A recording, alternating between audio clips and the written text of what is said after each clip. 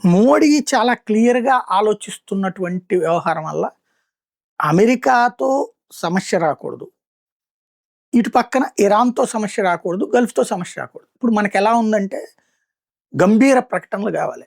నువ్వు ఇరాన్ జోలికి ఎట్టెళ్తావు? ట్రంప్ నీ తాట తీస్తా అని జెప్పేసేసి బాలయ్యలాగా డైలాగ్ జెప్పాలి మోడీ. అట్లా చెప్పట్లేదని కడుపు రగిలిపోయేవాళ్ళు ఒకళ్ళు. అలా గాకుండా ఇరాన్ నీ సంగతి తేలుస్తాం. నువ్వు అమెరికా చెప్పినట్టు నడుచుకో అని చెప్పాలని కోరుకునేది ఇంకొక వర్గం.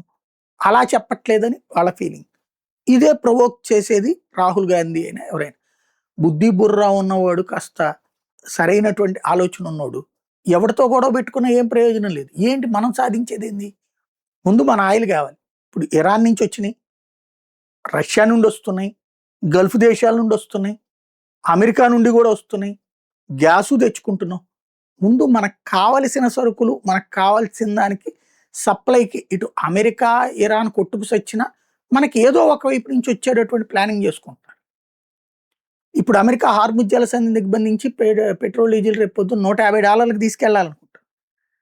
అయినా సరే మనకి ఆల్టర్నేటివ్ సప్లై ప్రాబ్లం రాకుండా చూసుకోవాలన్నది మోడీ ప్లానింగ్. ఇప్పుడు ఇంకో పక్కన అమెరికా ఆడుతున్న నాటకం మోడీకి తెలుసు బాగా. హార్ముజ్ జలసంధిని దిగ్బంధించడం ద్వారా చైనాని ఇరకాటంలో పెట్టడం ఒకటే కాదు, భవిష్యత్తులో భారత్ మీద కూడా పెత్తనం చేయాలనుకుంటున్నాడు ట్రంప్. ఒక పక్కన హార్ముజ్ జలసంధి, ఇటు పక్కన మధ్యలో మన దగ్గర దేశంలో ఇప్పుడు మన చైనా ఒక ప్రాంతాన్ని తన ప్రావిన్స్గా ప్రకటించుకుంటోంది. మయన్మారు అక్కడ ఉన్నటువంటిది ఒకటి ఏర్పడి ఇట్లాంటి నాటకాలు చాలా నడవబోతున్నాయి.